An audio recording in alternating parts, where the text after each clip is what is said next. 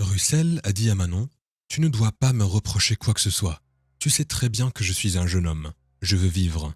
Mais je suis obligé de rester assis avec l'as de deuil. Parce que tu ne peux aller nulle part. Russell, pourquoi je ne peux pas sortir? Mes bras et mes jambes sont intacts. Pour une raison quelconque, tu ne veux pas sortir avec moi. » Bastien se lève d'un bond et fait les 100 pas dans la pièce. Russell dit, « Bien sûr, comment pourrais-je sortir avec toi si même les chiens ont peur de toi ?» Manon grimace. Elle comprend que Bastien a raison sur un point. Mais après tout, il pouvait trouver. Il pourrait faire un emprunt pour faire de la chirurgie esthétique. Oui, c'est cher. Et ils devront donner de l'argent pendant plus d'1 an. Russell dit à Manon, « C'est tout. Je suis fatigué. Tu comprends qu'à cause de toi, je n'ai pas une vie, mais un tourment continuel. Tu ne travailles pas de toute façon. Tu n'apportes aucun bénéfice. Alors je pense que tu ne te soucies pas de l'endroit où tu vis. Manon, il faut que tu admettes, que tu comprennes que tu es superflu ici. » Manon, « Je ne comprends pas, Russell. Qu'est-ce que tu veux dire? Tu veux me mettre à la porte?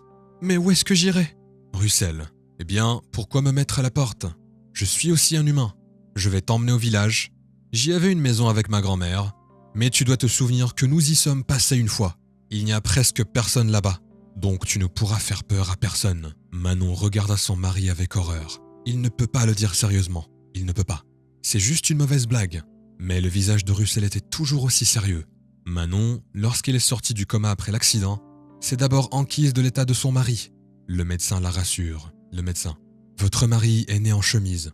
Plusieurs écorchures et pas une seule fracture. Tout s'est bien terminé pour lui. La voiture s'est retournée de telle sorte que tout le coup est tombé sur votre côté. » Manon a fermé les yeux. Quelques fragments, des cris. Quelque chose ne va pas. D'une manière ou d'une autre, il y avait quelque chose qui n'allait pas dans cet accident. Mais elle ne pouvait pas comprendre ce que c'était. Ce n'est pas grave. L'essentiel est que tout le monde soit en vie. Elle s'est réveillée et Russell était presque blessé. Quand elle a découvert que son visage était blessé, elle était bouleversée. Mais je ne comprenais toujours pas à quel point c'était grave. Quand Russell l'a vu, après que les bandages aient été enlevés, il n'a pas pu résister et a même reculé. Le médecin l'a prévenu qu'il pourrait avoir une telle réaction. Et elle s'est donc tue. Le médecin a dit que le temps devait passer et que si une personne aimait vraiment quelqu'un, elle l'accepterait certainement telle qu'elle est. Russell n'a pas accepté. Presque 1 an s'était écoulé depuis l'accident, mais il n'était jamais venu dans sa chambre. Il a simplement déménagé dans une grande pièce et y a passé la nuit. Au plus profond de son âme, Manon comprend qu'elle ne pourra pas continuer aussi longtemps. Mais tout de même, les mots de son mari l'écrasent littéralement. « Manon, mais pourquoi devrais-je partir? Je veux rester ici. » Russell dit à Manon, « Tu ne peux pas rester ici. Tu ne te rends pas compte que tu es affreuse et que les gens ne t'aiment pas. » 2 jours plus tard, Manon est montée dans la voiture. C'était une autre voiture. Manon, qui ne sortait pas dans la rue, ne l'avait encore pas vue. Manon, « Tu l'as acheté? » Russell, « On s'en fout, allez, dépêche-toi. » Manon s'est assise en silence sur le siège arrière. Il faut rendre hommage à son mari. Il lui a même acheté un sac entier de provisions. Manon n'a pas vraiment regardé ce qu'il y avait. Elle n'était pas non plus intéressée. Ils ont roulé pendant un long moment. Manon s'est même assoupie. Une terrible secousse l'a réveillée. Elle a d'abord eu très peur, puis elle a réalisé qu'elles étaient entrées dans le village. La maison avait l'air misérable. Ou plutôt, la maison elle-même n'était pas visible. Tout est envahi par les mauvaises herbes. Bastien a rapidement sorti toutes ses valises, a fait demi-tour et est parti. Manon suit la voiture des yeux. Des larmes coulent de ses yeux. Elle comprend que maintenant, elle va vivre ici pour toujours. La voiture a disparu et Manon s'est tournée vers la maison. Elle est restée debout un moment, puis a ramassé les valises et les a traînées dans les hautes herbes. Vincent. « Bonjour ma fille, laisse-moi t'aider. » Manon avait peur de se retourner pour ne pas effrayer l'homme. À en juger par sa voix, l'homme n'était plus tout jeune. Elle sort rapidement un mouchoir de sa poche et l'applique sur son visage. Ce n'est qu'ensuite qu'elle se retourne. Manon. « Bonjour, pas besoin, je peux m'en occuper. » Un homme âgé se tient devant elle, une barbe bien taillée, une canne à la main. Il semblait avoir 60 ans, peut-être un peu plus. Enfin, et surtout, ce qui le distinguait de ceux du village, c'était un pantalon entièrement blanc, repassé et la même chemise. Vincent. « C'est louable que tu veuilles tout gérer par toi-même. Mais quand il y a au moins un homme à proximité, même s'il est aussi âgé que moi, tu ne peux pas refuser de l'aide. Vous êtes encore une dame. » Mais en même temps si ridicule que Manon ne put le supporter et grogna pour ne pas rire. Oui, voilà la situation. On l'a emmené dehors, pensant que c'était dans la forêt, pour ne pas effrayer les gens. Mais maintenant elle trouve amusant les paroles d'un vieil homme qui passait par là. Le mouchoir lui a glissé des mains et est tombé. Manon attendait une réaction. À quoi bon se cacher maintenant? Mais ça n'a pas suivi. Vincent. Eh bien, pourquoi tu restes debout? Vas-y, ouvre les portes. Manon se détourna, surprise, et se dirigea vers la maison, tenant une valise à la main et un autre sac. Et l'homme, ramassant 2 autres sacs, suivit. Vincent. Oui, vous avez trop poussé ici. Il faut demander aux hommes. Ils vont immédiatement faire un désert pour vous ici. Manon. Je ne connais personne ici, et je n'aime pas demander. En quelque sorte, elle-même. Vincent. Tu as des idées? Tu n'es pas du coin? Je croyais que c'était votre maison. Manon. C'était la maison de mon mari, ou plutôt de sa grand-mère. Il en a eu assez de me regarder. Il disait que je faisais peur aux gens et que je l'empêchais de vivre. Alors il m'a emmené ici. Survivre. Vincent. C'est absurde. Survivre? Quel âge as-tu? 30 ans? Manon. 32 ans. Vincent. La vie ne fait que commencer, et vous allez la vivre. Et votre mari? Excusez-moi, c'est un reptile et un salaud. Manon sourit tristement. C'est un reptile et un salaud. Mais là seulement, il se sent bien, parce que Manon ne lui pèse pas sur les yeux, n'interfère pas dans sa vie. Mais elle devra vivre dans cette nature sauvage, dans ce village. Et maintenant, elle est probablement là pour toujours. Le vieil homme s'appelait Vincent, et il est venu au village pour rendre visite. Vincent. Vous comprenez, nous ne sommes pas comme les autres personnes. En théorie, les personnes âgées devraient aller à la campagne, et les jeunes devraient vivre en ville. Et nous avons le contraire. Mon fils est venu ici il y a 5 ans. Un deuil est arrivé dans sa vie. Je pensais qu'il vivrait un peu, qu'il panserait ses plaies et qu'il reviendrait. Et il n'est pas revenu. Vous imaginez? Je me suis installé ici comme chasseur. J'ai construit une grande maison. Et maintenant, je vais aussi lui rendre visite, pour faire une pause dans l'agitation de la ville. Manon elle-même n'a pas remarqué comment ils ont commencé à parler. Elle a fait le ménage. Vincent a aidé. Vincent. Oh Manon, regarde, on dirait que tu peux vivre.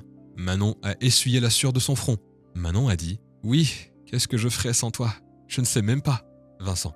Oh, arrête. Tu as tellement fait toi-même. Mais je dois me retirer. Je dois encore aller dans la forêt. La maison de mon fils est là-bas. Vincent est parti en promettant de lui rendre visite demain. Manon a été surprise lorsqu'elle a regardé sa montre. Elle était si fatiguée qu'elle n'a même pas dîné. Elle a simplement démonté le canapé, l'a recouvert du linge qu'elle avait apporté avec elle, et s'est endormie. Elle est réveillée par un bruit étrange, comme si quelque chose bougeait, frottait ou bruissait en rythme.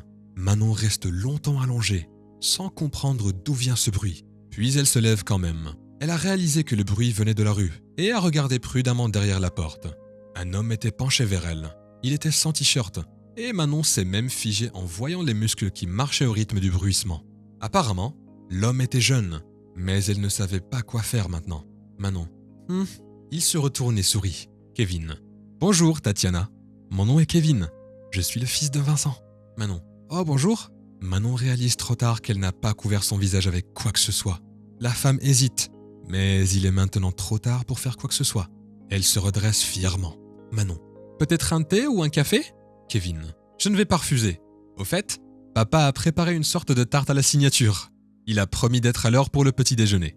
Comme par magie, Vincent en personne est apparu au portail. Manon et Kevin se sont mis à rire. Tatiana n'a même pas remarqué que le mois avait filé à toute allure. Elle ne se couvrait pas du tout le visage, car ni Vincent ni Kevin ne faisaient attention au fait qu'il était mutilé. Et un jour, elle et Kevin ont entamé une conversation. Et il a dit qu'il était parti ici après la mort de sa jeune femme dans un accident de voiture. Manon est restée silencieuse pendant un moment, puis elle a dit « Manon, comme j'aimerais être à sa place, il vaudrait mieux que je meure plutôt que d'être jetée comme je suis maintenant. » Kevin s'est levé d'un bond. « Qu'est-ce que tu dis? De quoi tu parles de toute façon?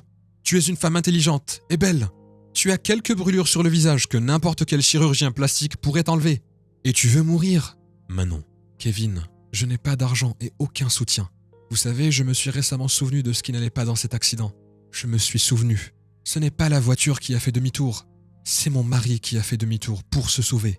C'est tout. Après ça, je ne veux plus vivre du tout. » Kevin se mit soudainement à rire. Kevin. « Qu'est-ce que tu fais, crétin? C'est un bâtard, laisse-le souffrir. Et tu devrais être heureuse. Et tu es restée en vie. Et en plus, tu t'es libérée d'un tel monstre. » Kevin s'est assis à côté d'elle, l'a embrassée. Kevin. « Bien. Comment vas-tu? » Leurs regards se croisent et les bras de Kevin deviennent soudain si chauds. Bastien soupire. Rémi. « Eh bien, mon cher, cela coûte trop cher pour un mariage comme celui que tu veux. » Annabelle. « Russell, je ne comprends pas. Tu n'as pas d'argent? Ou est-ce que tu as pitié de moi? Rémi. Eh bien non. Tu es quoi, un chaton? Je ne suis pas désolé pour toi. Au fait, j'ai une idée.